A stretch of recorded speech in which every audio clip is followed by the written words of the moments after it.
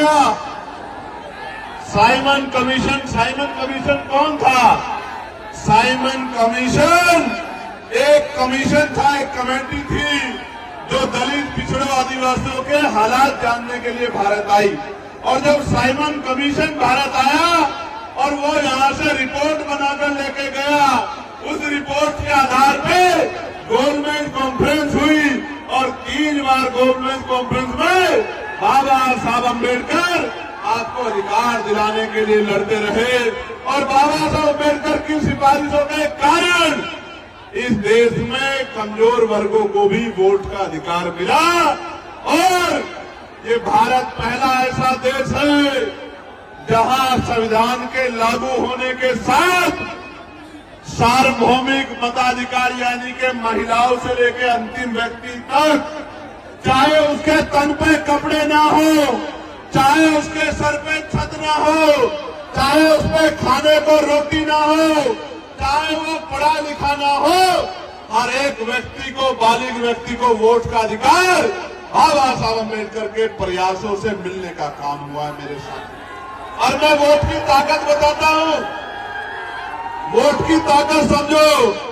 अगर ये वोट का अधिकार नहीं होता तो ये जो बड़े बड़े कुर्ते वाले, बड़ी बड़ी गाड़ियों वाले, बड़े बड़े धन्ना सेठ आपकी गलियों में आते हैं, चुनाव के समय आपके पैर पकड़ते हैं, आपके पैर छूते हैं, आपके घर का खाना खाते हैं, आपसे भाईचारा निभाते हैं, आपके घर में कुर्सियों पर बैठ के कहते हैं कि माँ मेरे सिर पे हाथ रख दो, चाची, भाभी, बुआ, ताई, दादी मेरे सर पे हाथ रख दो। ये जो महलों वाले लोग आज आपके बीच आते हैं तो ये इस वोट की वजह से आते हैं। जिस दिन वोट का अधिकार चला गया, आप मर जाना, आप गल जाना, आप सड़ जाना, आप भूखे रह जाना, एक अमीर आपकी गली में नहीं आएगा। मेरी बात को आप याद रखना। एक वोट के रूप में हथियार, स्वाभिमान सम्मान का जीवन दिलाने के लिए हथियार बाबा साहब अम्बेडकर हमको दिला के गए हैं।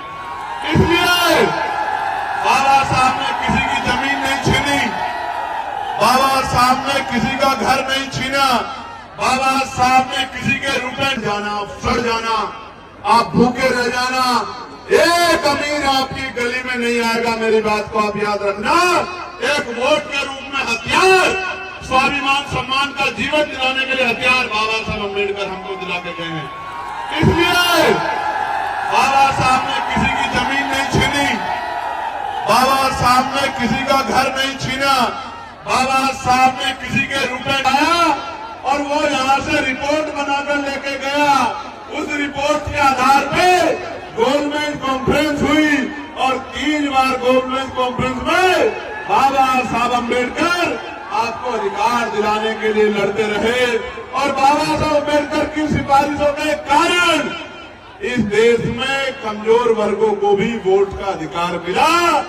और ये भारत पहला ऐसा देश है जहां संविधान के लागू होने के साथ सार्वभौमिक मताधिकार यानी कि महिलाओं से लेकर अंतिम व्यक्ति तक, चाहे उसके तन पे कपड़े ना हो, चाहे उसके सर पे छत ना हो, चाहे उस पे खाने को रोटी ना हो, चाहे वो पढ़ा लिखा ना हो, हर एक व्यक्ति को, बालिग व्यक्ति को वोट का अधिकार बाबा साहब अम्बेडकर के प्रयासों से मिलने का काम हुआ है मेरे साथ। और मैं वोट की ताकत बताता हूं, वोट की ताकत समझो। अगर ये वोट का अधिकार नहीं होता तो ये जो बड़े बड़े कुर्ते वाले, बड़ी बड़ी गाड़ियों वाले, बड़े बड़े धन्ना सेठ आपकी गलियों में आते हैं, चुनाव के समय आपके पैर पकड़ते हैं, आपके पैर छूते हैं, आपके घर का खाना खाते हैं, आपसे भाईचारा निभाते हैं, आपके घर में कुर्सियों पर बैठ के कहते हैं कि माँ मेरे सिर पे हाथ रख दो, चाची, भाभी, बुआ, ताई, दादी मेरे सर पे हाथ रख दो। ये जो महलों वाले लोग आज आपके बीच आते हैं तो ये इस वोट की वजह से आते हैं। जिस दिन वोट का अधिकार चला गया, आप मर जाना, आप गल